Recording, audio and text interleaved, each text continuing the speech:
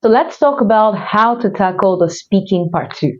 This part is known as the long turn and it can be quite challenging, but don't worry because I've got you covered.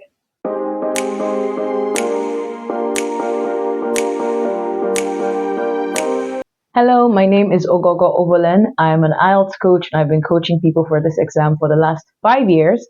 The IELTS speaking part 2 is usually a very challenging part of the exam because you have to speak for a long period.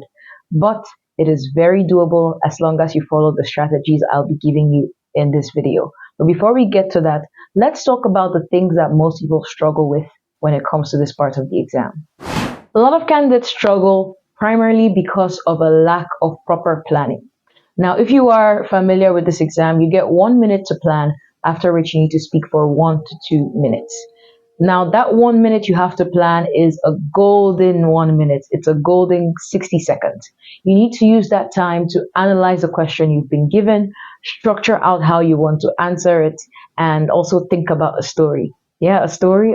Yeah, I'll explain what all of that means when we get to that part, okay, the next part of this video. But for now, what you want to remember is you need to plan. You need to plan properly. Think through the question, be sure that you understand the question you have been asked, and make sure you have answers to each part of the question. In particular, make sure you have a story.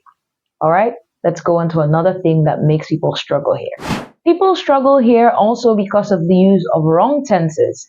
Now, in the speaking part 2, you may need to tell a story and come back talking about your present life. So you may need to dance between using the present tense, the past tense, and even the present perfect tense, depending on what you're talking about. A lot of candidates struggle with switching from one tense to the other. It's either they speak in the past tense throughout or they speak in the present tense throughout when they're supposed to be using the past.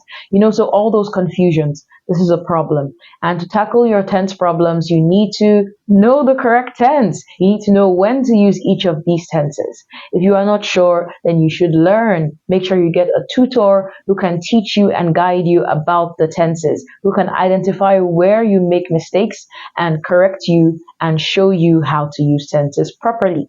You can also do this by yourself by watching videos on YouTube about tenses, but I would advise getting a tutor because a tutor would be able to guide you, unlike YouTube that just has general information. And of course, the best way to avoid a tense mistake is during the time you have to plan, the first thing that you should ask yourself is, what tense is this question in? What tense will I need to use in this question? Sometimes you may need to use two tenses. What tenses would I need to use in this question? As long as you are aware of it, you are less likely to make a mistake. Finally, another thing that brings candidates down in this section is memorized talks. Now, because this is a long part of the exam, candidates who are not very comfortable with speaking English language sometimes think that if they memorize an answer, they will be able to say it back to the examiner and get a good score here. This never works well because you have to speak for a long time. How much can you really memorize? And no matter how good you are, memorized speech always sounds robotic. And the examiner would obviously know that you're trying to say back something you have memorized. Worst of all, you'll end up answering a question that is different from the one you have been asked because it's almost impossible to get the same question in your exam as the one you saw before your exam. There are so many topics and so many areas to ask questions from that it's almost impossible to get the same question. So this is not a good strategy at all. This strategy will lead you to failing your exam. Avoid it.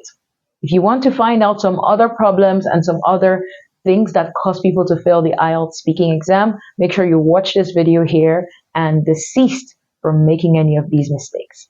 Let's move on. Now let's talk about how you can plan and deliver a good speaking part 2 answer. Please and please pay rapt attention as I discuss this part. This is very valuable information and it will change the way you answer your speaking part 2 questions. Okay, so the first thing you want to do is make sure that you understand the question. Okay, you get your question, look at it, make sure you understand what you have been asked to do. This is a sample speaking part 2 question. This is usually what it looks like. There's the main part, and then you can see the parts that tell you what you can talk about. Okay, so make sure you understand the question and you are very, very clear on what it's asking you to do. Now, the next thing you want to do after that is structure your answer like this.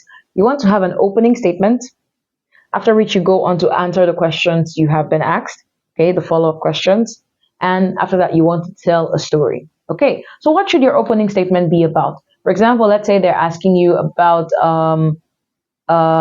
beautiful places. Okay, your opening statement should be something general about beautiful places. Let's say, for example, they ask you to talk about a beautiful place in your country. Okay, so your opening statement should be about beautiful places. That there are many beautiful places in my country because it's a blessed country with different types of landscapes. Okay, that could be your opening statement, and then you go on to answer the questions one by one. What beautiful place you want to talk about? Tell us the name of that place. Tell us how to get there. Tell us the kind of people we'll meet there, the kinds of things we'll see there, and why you like this particular place.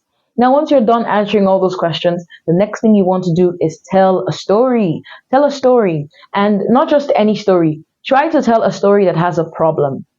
Okay, so there was a problem in the story, and this was how you sorted out the problem, or you and your friends or you and your family sorted out the problem. Okay, that's the kind of story you want to tell. This is because that story will have some kind of direction, that story would have purpose, and you'd be able to extend the story for a long time.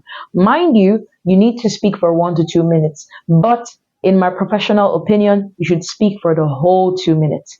Make sure you exhaust the whole 2 minutes. Don't speak and stop after a while. No, speak until the examiner stops you. Once you get to the 2 minute mark, the examiner will stop you. So make sure you plan enough during your 1 minute to have enough to say throughout the 2 minutes. Okay? Don't worry, we're going to be discussing an actual speaking part two question, and you're going to see how everything goes. So remember, once again, start with an opening statement, answer the questions that have been outlined, and then tell a story. About the story that you're going to tell, it doesn't have to be a real story. Yeah, that's a superpower that you have with your speaking part one and part two. The nice thing about these parts of the exam is that they're asking you about your personal life. And if someone is asking you about your personal life, you have the rights to tell them whatever. I mean, you're not going to tell me that it's not true. It's my life. It's not your life. It's my life. So let's say I travel to Greece. Okay, you have no way of finding out if I actually traveled to Greece or not. So my story is true as long as I say it is true.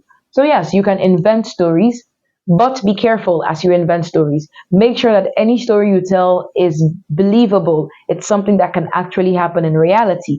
So don't say something like, last week I and my friends traveled to space.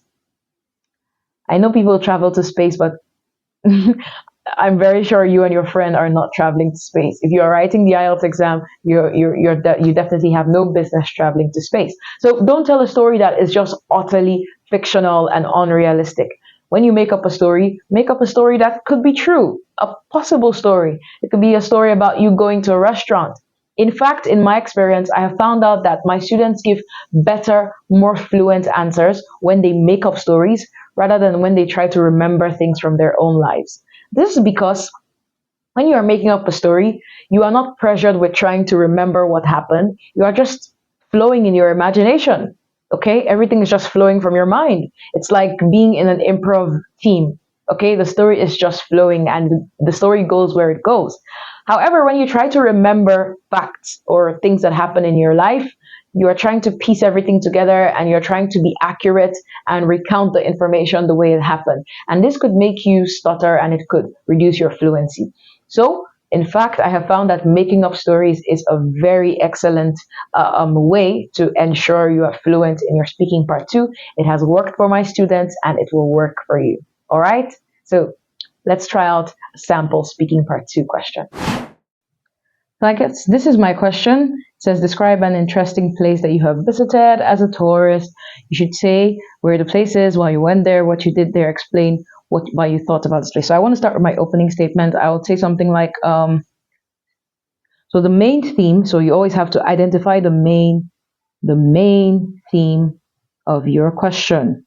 Okay? The main theme of my question here is an interesting place. Interesting place for tourism. Okay, so this is the main thing of my question, an interesting place for tourism. So I'm going to give an opening statement that is related to this about tourism, about interesting places for tourism. So maybe I'll talk about tourism. Okay, I'll talk about tourism. That would be this is what my opening statement will be about. OS for opening statement. Okay, you should say where you visited. Okay, the place. I'm going to talk about Ghana. Okay, Ghana is the place I have visited. In particular, let's just say Ghana. Okay, why you went there? I went there for holidays. Okay, holidays. Okay, and what you did when you were there? I visited natural let's say, yeah, I visited natural sceneries. Okay, natural scenes. And also, actually, what I visited were slave castles. Yeah, slave castles in Ghana. Yeah. Okay, and explain why you thought this place was so interesting. I thought they were interesting. It was interesting because of the slave castles. Okay, so the slave castles was what made this place interesting to me. And then I'm going to tell a story. So I'll tell a story about when we went there. Went there. The problem. Okay, remember your story has to have a problem. The problem is my little sister got missing. Okay, and then I'll talk about how we found her. So this is my planning for my 1 minute. Okay, all of this planning should be done in the 1 minute, after which I have to speak for 2 minutes. Okay, so my 2 minutes starts now. Tourism is a very important part of any country's economy, and in fact, is a very important part of the world's economy because it brings in foreign exchange to those countries that have these tourist sites and attractions. Now, a very interesting place that I have had the opportunity to visit is the country Ghana. Ghana is a country in West Africa, and it has very beautiful sites. And that was why I visited there. I visited with my family. We went there on holiday. That was back in 2007. Yeah, I was quite young. I was like 9 years old. And we visited natural sceneries, but in particular, we visited slave castles. Now, these castles are places where they kept slaves many, many years ago during the slave trade when they used to move people from Africa to European countries and America to work on fields as slaves. Yeah. So they used to keep them in these castles, and these castles were usually close to the ocean so that they could easily put them on ships and take them out of the country. Now, it was particularly interesting to me because I'm an African, and it was nice to see my heritage and to feel the pain of those who suffered through this very harsh and cruel situation at that time in history. Just walking through the halls of those castles, seeing the dungeons, I could even still smell the people who used to be there. And it just made me feel like I was a part of their story. Something very specific that happened at that time was that my younger sister got missing. Imagine a child getting missing in that kind of place. It was quite scary for us. We had to search and search for her, and she was very little. She was just like 4 years old, barely a toddler. So everyone was quite worried. But at the end of the day, we were able to search for her, and we found her at the end of the program. So there you have it. That was a speaking part 2 session that I just went through. So I don't know what your story would have sounded like, but that was what my story sounded like. And I'd like to add the part about having an opening statement. I believe it's very important because there are some keywords that the examiner is hoping to hear. They're hoping to hear keywords related to the topic, which is tourism. Now, sometimes while you tell your story and answer the questions, you may not be able to say these keywords. But if you have an opening statement, you may mention some of these keywords at the beginning, and you get marks for that. Okay? So please, once again, I'll repeat the format. You should start off with an opening statement, follow it up by answering the questions that have been highlighted, and finally, tell a story and make sure that your story has a problem.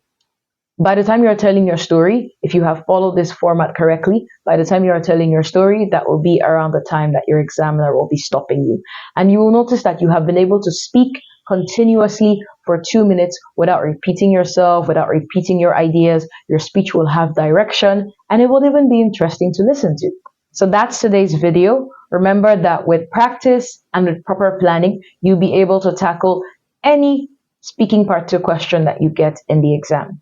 If you liked this video and you found this helpful, please like this video, subscribe to this channel, and share this video to anyone that is preparing for the IELTS exam. This could be the difference between that person passing and failing the exam.